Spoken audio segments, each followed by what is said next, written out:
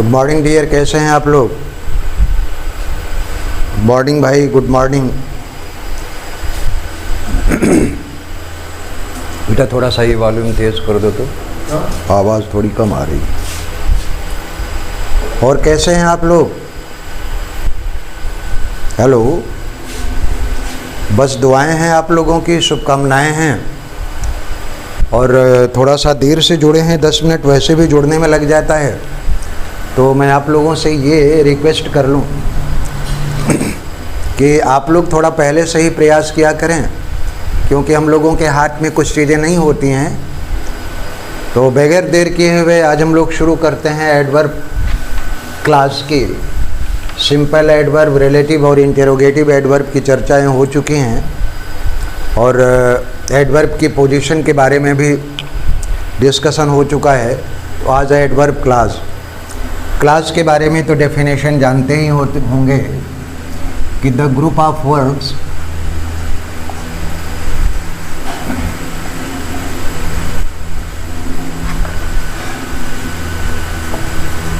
which has a subject part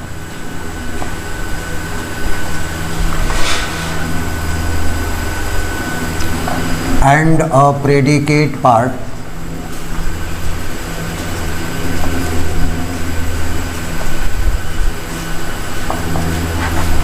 which functions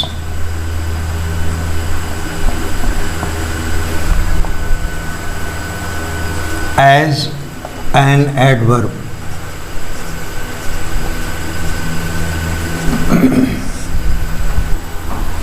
शब्दों का एक ऐसा समूह जिसमें सब्जेक्ट पार्ट भी हो और उसमें प्रेडिकेट पार्ट भी हो,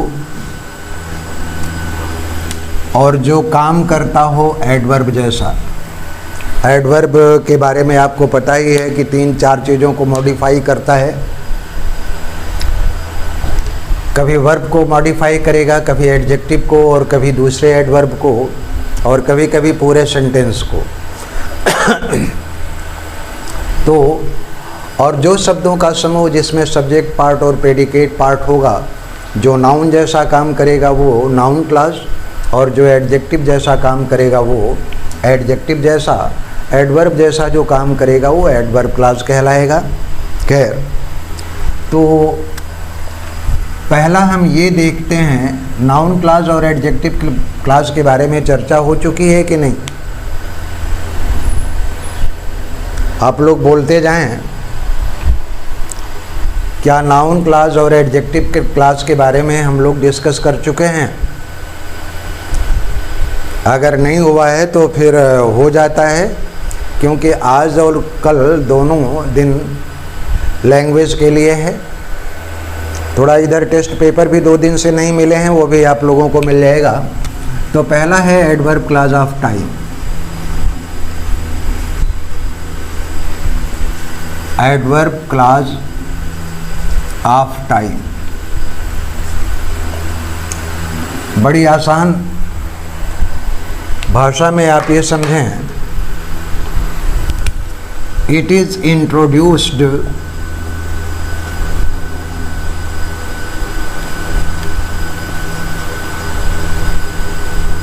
क्या लिख रहे हैं,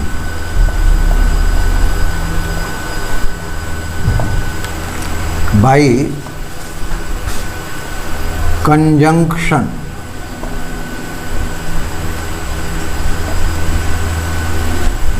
imparting the sense of time।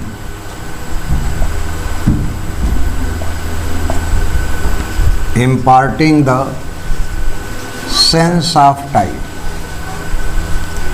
यानी एडवर्ब क्लास ऑफ टाइम उस कंजंक्शन से इंट्रोड्यूस किए जाते हैं जिससे कि समय का बोध होता हो। और वो कंजंक्शंस कौन कौन से होते हैं मैं मिटाता चल रहा हूँ।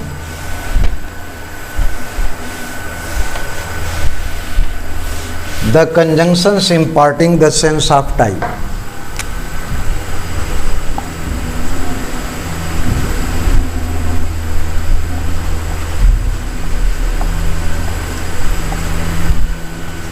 imparting the sense of time.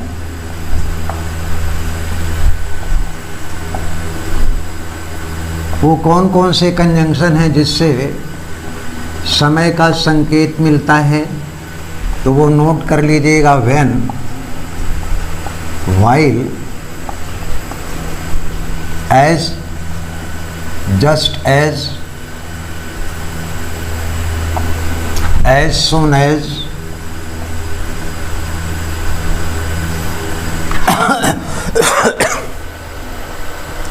while, after, before, after, before, यानी जो भी कंजंक्शन हमको समय का बोध कराएंगे और उनके साथ जो भी शब्द समूह आएगा जिसमें सब्जेक्ट पार्ट होगा और प्रेडिकेट पार्ट होगा, वो एडवर्ब क्लॉज ऑफ टाइम बताएगा। एग्जाम्पल अगर लें कि I will do it, I will do it when I consider it fit. When I consider it fit. Sentence की जरा एनालिसिस कर लें बेटा, जरा इसमें थोड़ा सा इंक डाल देना। I will do it, ये एक मेन क्लास हो गया, और when I consider it fit, जब मैं इसे उचित समझूंगा या जब मैं इसे उपयुक्त समझूंगा। तो देखिए इसमें एडवर्बियल ऑफ टाइम का कंजंक्शन क्या है, व्हेन, और व्हेन के साथ ये शब्द समूह आया है जिसमें सब्जेक्ट पार्ट भी है और कंसीडर इट फिट ये प्रेडिकेट पार्ट भी है। तो जब भी कोई सेंटेंस जिसमें सब्जेक्ट पार्ट होगा, प्रेडिकेट पार्ट होगा, वो क्लास बनाएगा। और चूंकि क्लास की शुरुआत किस कंजंक्शन से हो रही है, सबऑर्डिनेटिंग कंजंक्शन व्हेन, जो कि इस समय का बोध करा रहा है, इसलिए when I consider it fit ये हो गया आपका एडवर्ब ऑफ टाइम क्लास। दूसरा सेंटेंस लेते हैं कि just as he entered the room, just as he entered the room,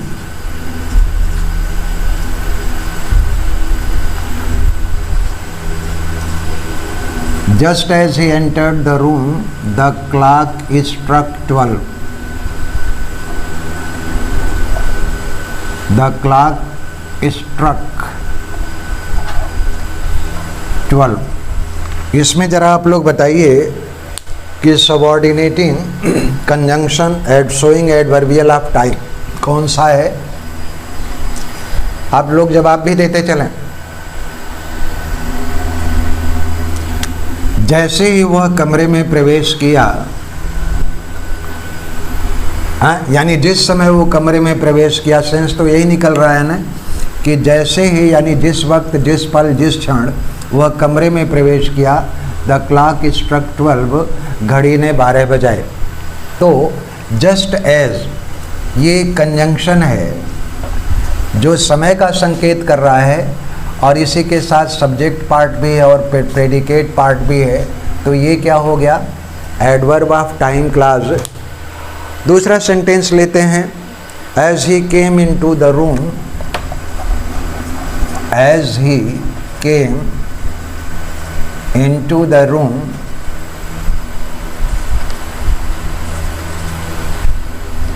all stood up.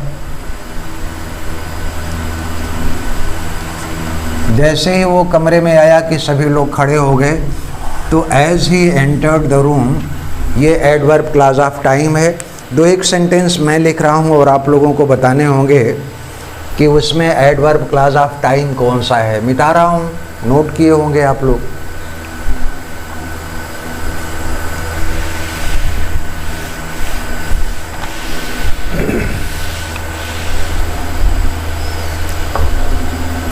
Sentence लें कि no sooner did he see me then he ran away. Then he ran away. जैसे ही उसने मुझे देखा कि भाग खड़ा हुआ। इसमें ज़रा आप बताएं कि एडवर्बियल क्लास ऑफ टाइम कौन सा है? हाँ जी, अगर ये देखा जाए, हाँ बोलिए। देन ही रैन अवे, यही जो है एडवर्ब क्लास ऑफ टाइम है। अब ये थोड़ा सा टेक्निकल सेंटेंस है डियर। कैसे adverb of class of time केवल देन ही रैन अवे हो रहा है? देखा जाए कि नो सूनर के बाद हमेशा ऑक्सिलरी आती है और फिर इसके बाद कंजंक्शन देन आता है। तो ये ध्यान रखिएगा कि when, where, while, just as, as soon as, after, before और नो सूनर, ये भी लिख दें। नो सूनर के बाद जो है देन, ये जो है एडवर्बियल क्लास ऑफ टाइम का कंजंक्शन है। चलिए, अगर कोई दिक्कत हो तो cram it before you forget, cram it before you forget.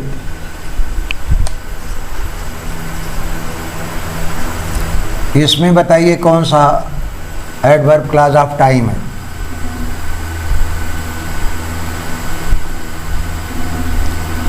हाँ जी, आप लोगों की आवाज़ क्लियर मुझ तक नहीं पहुंच रही है। बिफोर यू फॉरगेट, ये जो है एडवर्ब क्लास ऑफ टाइम है।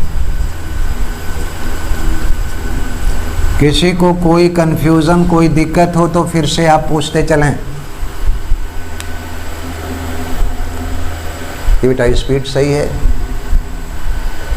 मिटा रहे हैं दोस्त?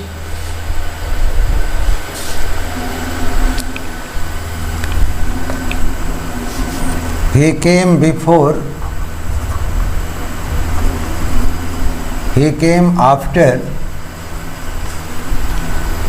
night has fallen.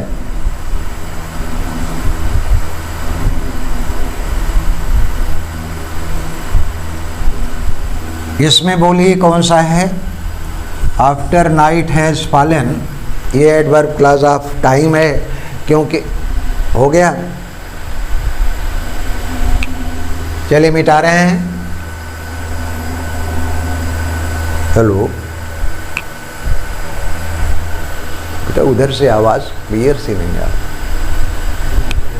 हाँ जी, आफ्टर नाइट हैज़ फॉलन बिल्कुल सही है।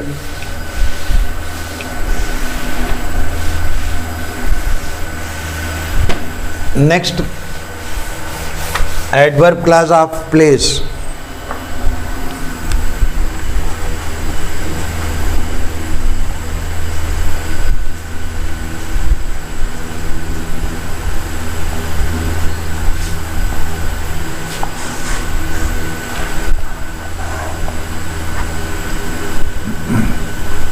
इंट्रोड्यूसिंग कंजंक्शन इसमें कौन कौन से हैं? बहुत आसान सी बात है कि जो भी शब्द, जो कंजंक्शन हमको स्थान का बोध कराएगा, introducing conjunction adverb clause of place को इंट्रोड्यूस करने वाले कंजंक्शन कौन कौन से हैं? तो वेयर और where ever.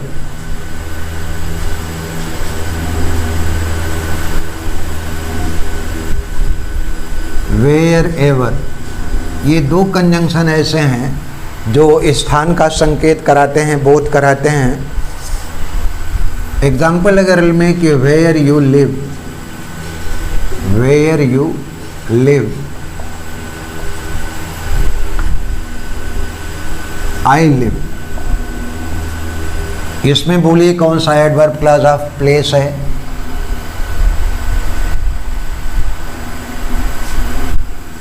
Where you live बिल्कुल सही है।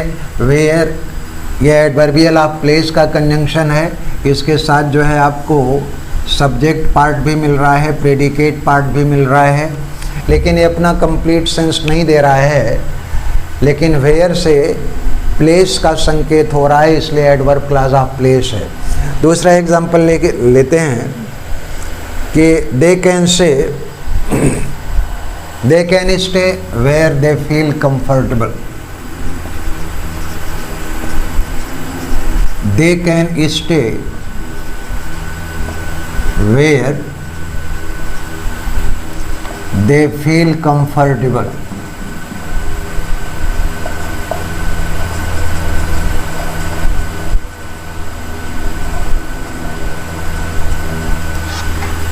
इसमें बताइए कौन सा है? वेयर दे फील कंफर्टेबल, ये जो है। नेक्स्ट एग्जांपल लेते हैं कि go wherever you like. Go wherever you like,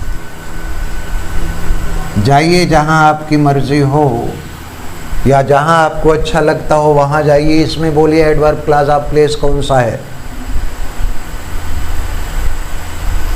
where you like, बिल्कुल सही है। ठीक है, अब थोड़ा सा एक चीज़ देखते हैं कि आप लोग डिस्टिंग्विश कर पाते हैं कि नहीं। मिटाएं इसे, चलिए।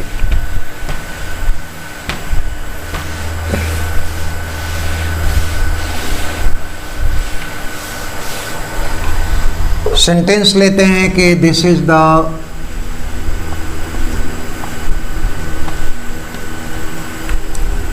The place where I used to live.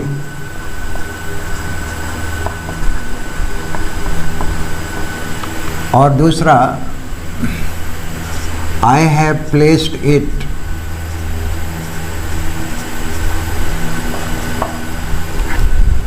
Where you can find it easily.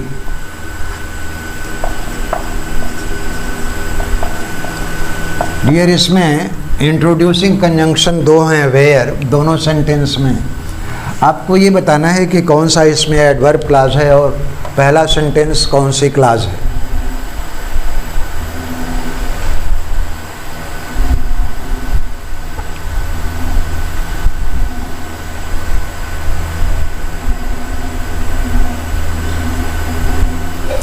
और दूसरा, I know where he lives.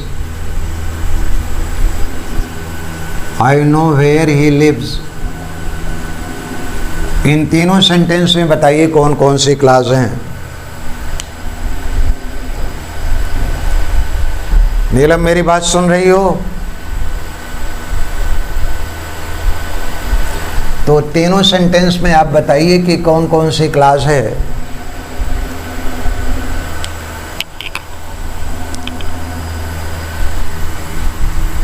Where I used to live कौन सी क्लॉज है इसमें?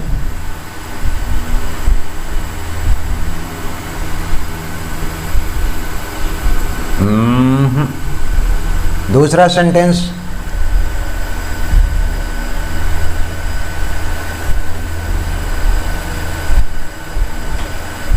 इसमें कौन सी क्लॉज है?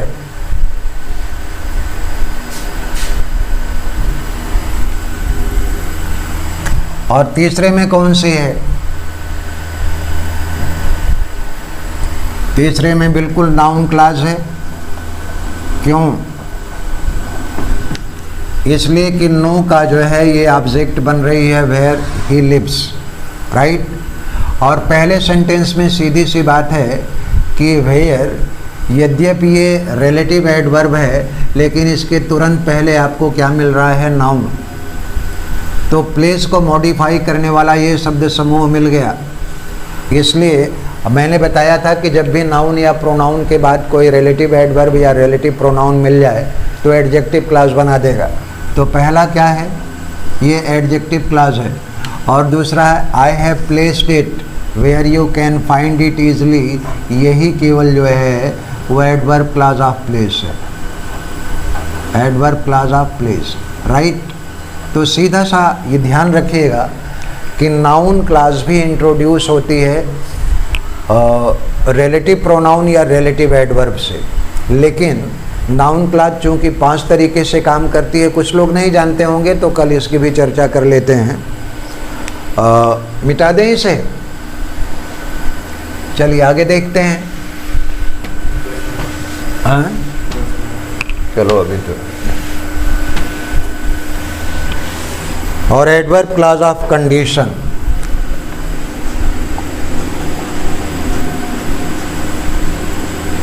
एडवर्ब क्लॉज ऑफ कंडीशन,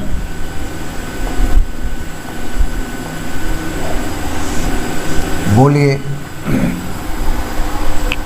पहले तो ये चर्चा हो जाए कि एडवर्ब क्लॉज ऑफ कंडीशन कितने तरह की होती है।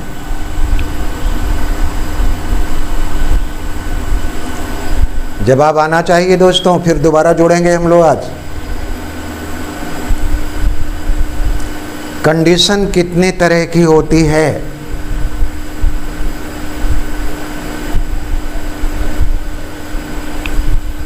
कुछ आवाज नहीं क्लियर सी आ रही है।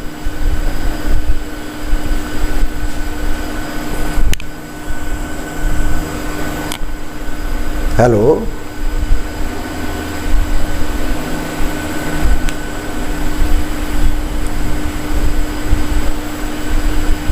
हाँ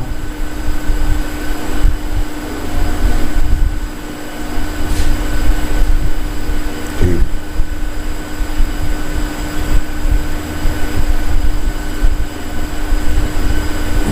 बिल्कुल सही आप बता रही हैं। और कोई क्या? तो पहले ही चर्चा हो जाए कि कंडीशन कितने तरह की होती है। तो 3 तरह की होती है। एक तो ओपन कंडीशन होती है। क्या? Open condition. और दूसरी होती है इमेजिनरी।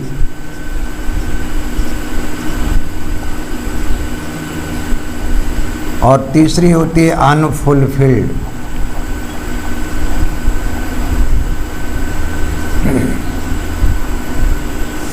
नीलम ने बिल्कुल सही बताया। कंडीशन केवल 3 ही तरह की होती है। एक तो ओपन कंडीशन, और ओपन कंडीशन ये समझ लेना कि कैन बी फुलफिल्ड या can be possible. Imaginary condition होती है related to imagination.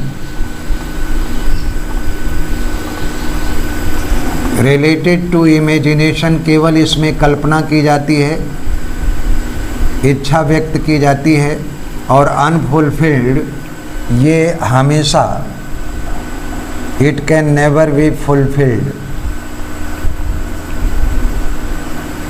It can never be fulfilled, इसे कभी पूरा ही नहीं किया जा सकता। और इसकी एक शर्त भी होती है, ओपन कंडीशन पॉसिबल हो सकती है। इसमें सेंटेंस अगर हम लें कि इफ़ यू वर्क हार्ड,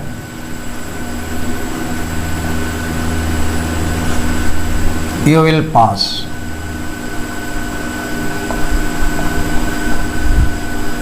थोड़ा इसके बारे में अगर सोचा जाए तो इफ़ यू वर्क हार्ड, अगर आप मेहनत करोगे, यू विल पास, तो आप पास हो जाओगे, सफल हो जाओगे। तो ये देखा जाए कि इसमें जो इफ़ क्लास है यानी कंडीशन क्लास है, ये किस में है? ये हमेशा प्रेजेंट इंडेफिनिट में होगी। प्रेजेंट जो कंडीशनल क्लास होगी वो हमेशा प्रेजेंट इंडेफिनिट में होगी डियर। और जो मेन क्लास होगी ये हमेशा किस में होगी? सिंपल फ्यूचर में होगी।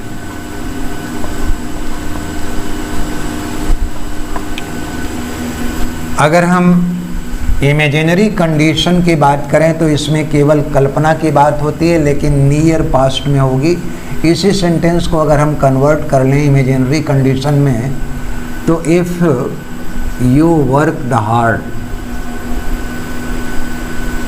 इफ़ यू वर्कड हार्ड, अगर मेहनत करते तो ये भी पास्ट में जाएगी, you would pass, you would पास। काश की मेहनत करते तो पास हो जाते। केवल ये केवल विशिंग है, केवल इमेजिनेशन है। अगर मेहनत करते तो पास हो जाते, तो इसमें हमने ये देखा कि जो कंडीशन क्लास है, कंडीशन क्लास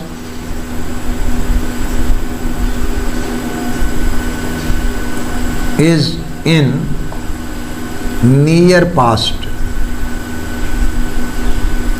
नियर पास्ट यानी पास्ट इंडेफिनिट में होगी। और ये जो मेन क्लास है, main class is also in near past. अंतर समझ में आया? पहले इसमें देखा जाए कि इफ़ यू वर्क हार्ड, अगर मेहनत करोगे यू विल पास, तो पास हो जाओगे, ये संभावना है। मेहनत करना भी आपकी संभावना है और परिणाम पास होना भी संभावना है। लेकिन इसमें तो केवल और केवल कल्पना है। सेंटेंस ये कहता है कि इफ़ यू वर्क हार्ड, अगर मेहनत किए होते तो यू वुड पास, तो पास हो जाते। तो दोनों क्लास, कंडीशन क्लास भी जो है नियर पास्ट में और मेन क्लास भी किस में जा रही है? आपके नियर पास्ट में। अनफुलफिल्ड कंडीशन, जैसा कि आप लोग जानते हैं, एक ऐसी कंडीशन जो कभी पूरी की ही नहीं जा सकती। सेंटेंस को इसी को डिस्टेंट पास्ट में कन्वर्ट किया जाए, if you had worked hard, if you had worked hard. अब ये डिस्टेंट पास्ट में चली गई। डिस्टेंट पास्ट यानी कि पास्ट परफेक्ट, डिस्टेंट पास्ट। तो जब ये डिस्टेंट पास्ट में है कंडीशन क्लास, तो मेन क्लास भी डिस्टेंट पास्ट में होगी। यू वुड हैव,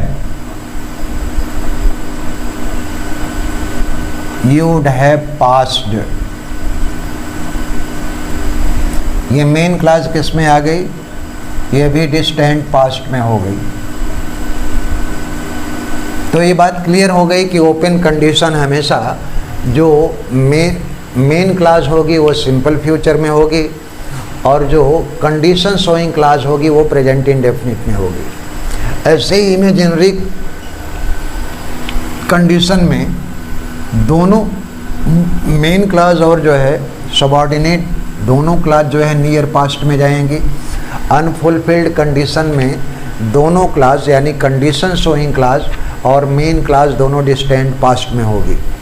ये बात समझ में आ गई हो तो ज़रा मैं एक सेंटेंस देता हूँ और आप उसको कन्वर्ट कर लीजिए। नोट कर लिए हो तो बोलते जाइए। हेलो, सबने नोट कर लिया है?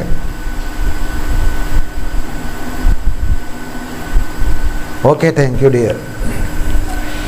एक सेंटेंस लेते हैं और आप लोग उसको कन्वर्ट कीजिए।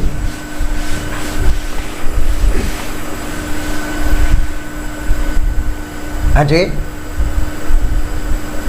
हेलो,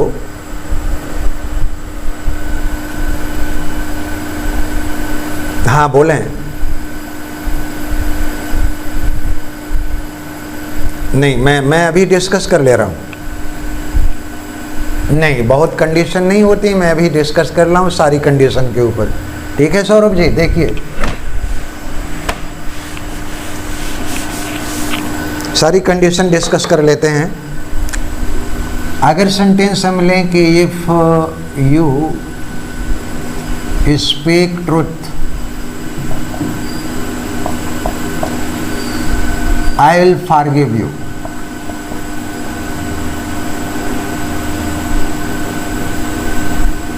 अगर सच बोलोगे तो मैं क्षमा कर दूंगा, राइट। ये आपकी जो है ओपन कंडीशन है क्योंकि दोनों क्लास जो है वो प्रेजेंट में है। इसी को अगर आप इमेजिनरी कंडीशन में चेंज करें तो बताइए कैसे क्या हो सकता है। हम ये सेंटेंस ये भी लिख सकते हैं, if you I will forgive you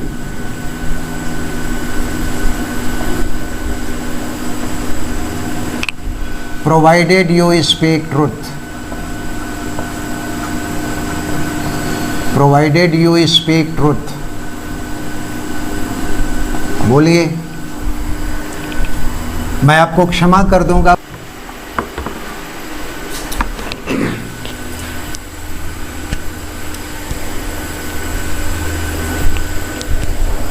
ठीक डियर, एक बार फिर से जोड़ लेते हैं हम लोग। और पहले सेंटेंस में एक चीज़ और भी हम जोड़ते हैं, सपोजिंग यू स्पीक ट्रुथ।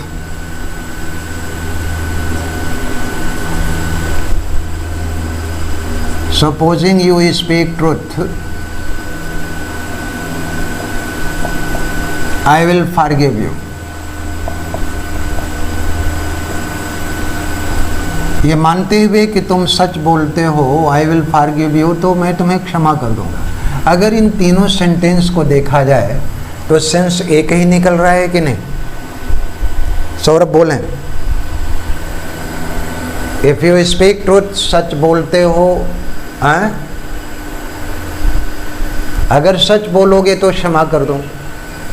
दूसरा sentence, I will forgive you provided you speak truth, क्षमा कर दूंगा बशर्ते कि तुम सच बोलो। Supposing you speak truth, I will forgive you. ये तीनों सेंटेंस किस में हैं? ओपन कंडीशन में है, राइट। अब जरा इसी को पास्ट में हम लेकर के चलते हैं, तो आप लोग मेरी मदद कीजिए, इसको इमेजिनरी कंडीशन में कन्वर्ट किया जाए। बोलिए। हम ये भी कह सकते हैं कि इफ यू स्पोक ट्रुथ, बोलिए, ये नियर पास्ट में जाएगी कि नहीं? If you spoke truth, I would forgive you. अगर सच बोलते तो मैं क्षमा कर देता, राइट। सेंटेंस को हम इस तरह से भी कर सकते हैं कि were you to speak truth, were you to speak truth,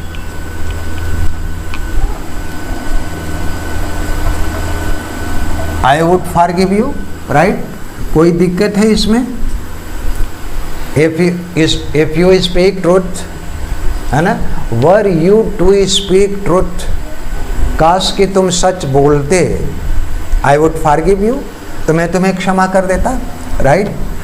हमेशा ये ध्यान रखिएगा कि जब भी इमेजिनरी कंडीशन होगी तो उसको शो करने के लिए इफ़ की जगह पर क्या हम वर का भी प्रयोग कर सकते हैं। और जब भी हम वर का प्रयोग करेंगे तो प्रत्येक नंबर जेंडर पर्सन के साथ वर ही आएगा। सेंटेंस को इस तरह से भी कर सकते हैं, were he to speak truth, were he to speak truth, I would forgive you. कोई दिक्कत भैया? तो वर के तुरंत बाद जो है कोई भी सब्जेक्ट हो, चाहे फर्स्ट पर्सन हो, सेकंड पर्सन हो या फिर थर्ड पर्सन हो, उसके बाद उसके लिए हम वर का ही प्रयोग करते हैं, ठीक, ये ध्यान रखिएगा। अब इसी को अगर आप कन्वर्ट करना चाहें किसमें, पास्ट परफेक्ट अनफुलफिल्ड कंडीशन में, तो दोनों क्लास किस में जाएगी? पास्ट परफेक्ट में, यानी डिस्टेंट पास्ट में जाएगा। सेंटेंस ये भी कह सकते हैं कि if you had spoken truth, right, ये भी डिस्टेंट पास्ट में आई वुड हैव, बोलिए, I would have forgiven, I would have forgiven you. कोई दिक्कत भैया? अगर सच बोले होते, दोनों में ध्यान रखिएगा, सच बोलते और सच बोले होते दोनों में फ़र्क है ना।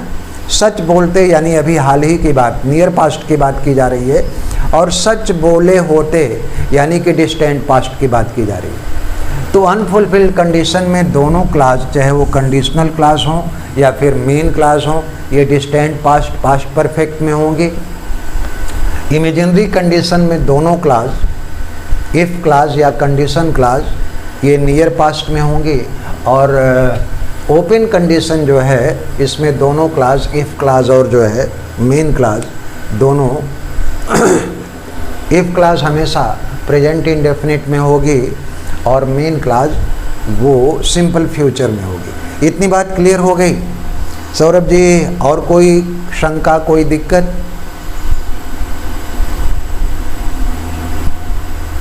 चलिए आगे देखते हैं और एडवर्ब क्लॉज ऑफ रीजन की चर्चा कर ले। मिटा दें इसे।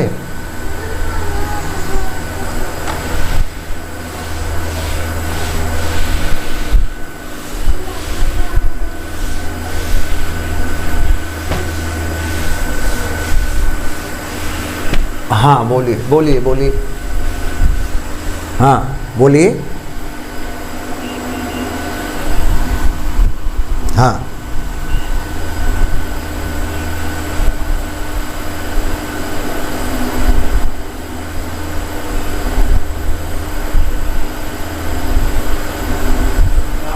हमेशा हमेशा बड़ा बड़ा क्लियर सा फंडा है डियर ये, कि जब भी बड़ा सिंपल तरीका ये है कि जो भी क्लास आपको कंडीशन शो करेगी, चाहे वो इफ़ से हो, चाहे प्रोवाइडेड से हो, चाहे सपोजिंग से हो, चाहे हैड से हो, हैड से भी होता है। जैसे अभी हमने कहा कि had he spoken truth, had he spoken truth, I would have forgiven him, तो हैड से भी जो है वो कंडीशन क्लास इंट्रोड्यूस होती है। ठीक, बोलिए, अगर हम ये कहें कि if you could do that it would have been better for you, if you could do that it would have been better for you, अगर तुम ऐसा कर सकते, तो इसमें इफ आ रहा है कि नहीं आ रहा है? तो हमेशा कंडीशन क्लास है, राइट। तो दोनों को डिसाइफर करने के लिए, डिस्टिंग्विश करने के लिए आपको ये देखना होगा कि कंडीशन किस सेंस में है। अगर वो फुलफिल्ड होने की कंडीशन में है तो ओपन हो जाएगी। अगर केवल इमेजिनेशन की बात की जा रही हो, अगर हम ये कहें कि आपने कहा कि if you could do that, if you could do that,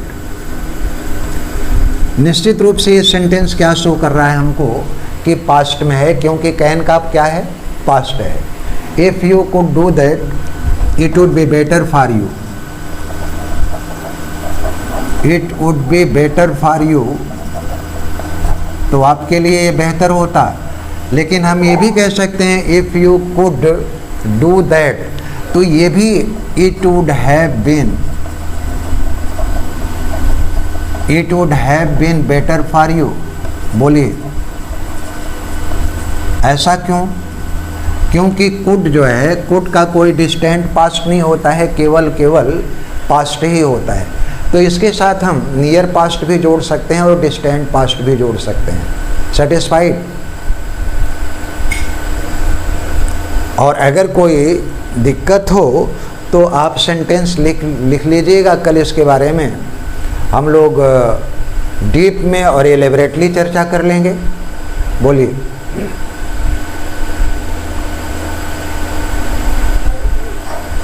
अब जरा सेंटेंस ये लेते हैं कि I will forgive you,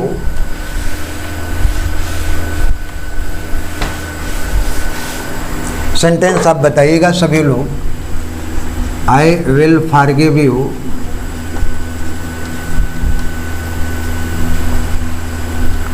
on condition that you repent for it, that you repent for it, मैं क्षमा कर दूंगा इस शर्त पर, ऑन कंडीशन दैट, ये भी कंडीशन शो कर रहा है कि नहीं, on condition that you repent for it, बशर्ते कि तुम इसके लिए जो है पश्चाताप व्यक्त करो। सेंटेंस को इस तरह से भी कह सकते हैं कि I will forgive you on condition that को हम किस में कन्वर्ट कर लें, provided that, provided you repent for it.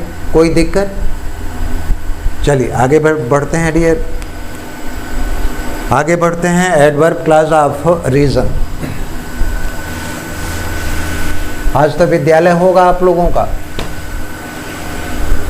Disconnect हो रहे हैं, अब क्लियर हो रही बात कि नहीं? अब वो अभी क्लियर है ना? चलिए ठीक है। एडवर्ब क्लास ऑफ रीजन, बेटा देखो स्पीड सही है, हाँ? तो बीच में जो है फ्लक्चुएट करता होगा। वो वहाँ वो हमारी गलती नहीं है, वो गलती जो है वो मैकेनिकल प्रॉब्लम है नेटवर्क की। तो because, as, since, that, introducing conjunction कौन से हैं?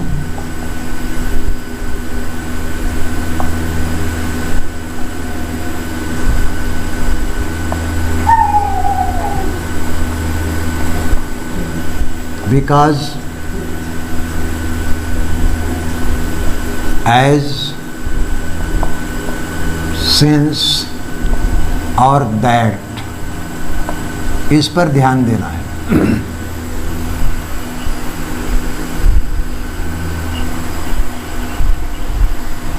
ये कैसी आवाज आ रही बहुत की? हाँ, चलिए सेंटेंस लेते हैं। Dear because I like you, I will help you.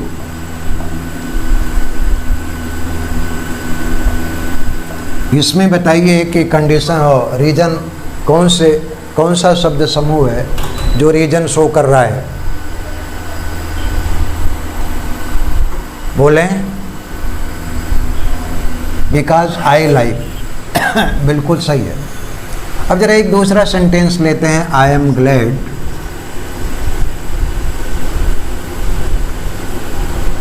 That you came.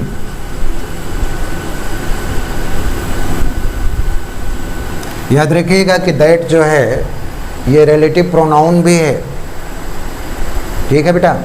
लेकिन यहाँ पर क्या शो कर रहा है? आई एम ग्लैड, मैं खुश हूँ। और उसका कारण क्या है? दैट, यानी कि because you came, because you came, आप आए, इस कारण से मैं खुश हूँ। दूसरा सेंटेंस लें कि since you are so clever,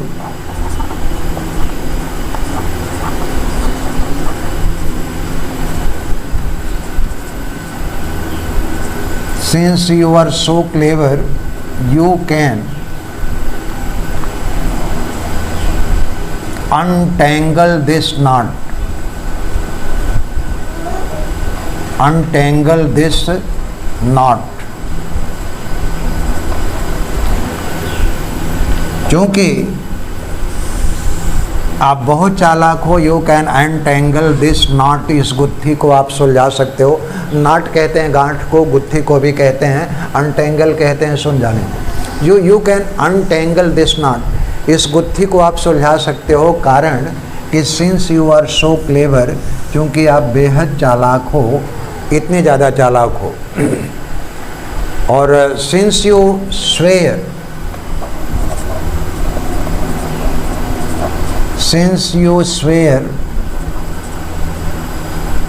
so much,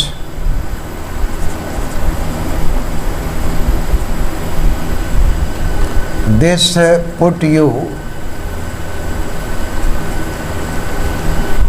in question. क्योंकि इतनी ज़्यादा आप कसमें खाते हो, इसीलिए आप प्रश्न के घेरे में आ जाते हो। तो ये सारे के सारे सेंटेंस किस में हैं? Adverb clause of reason show करते हैं। डियर आज इतना ही, कल ये एडवर्ब क्लास ख़त्म हो जाएगी और कोशिश करूँगा कल हम लोग दोबारा जोड़ करके नाउन क्लास की भी चर्चा कर लेंगे। आज इतना ही, कल मिलते हैं।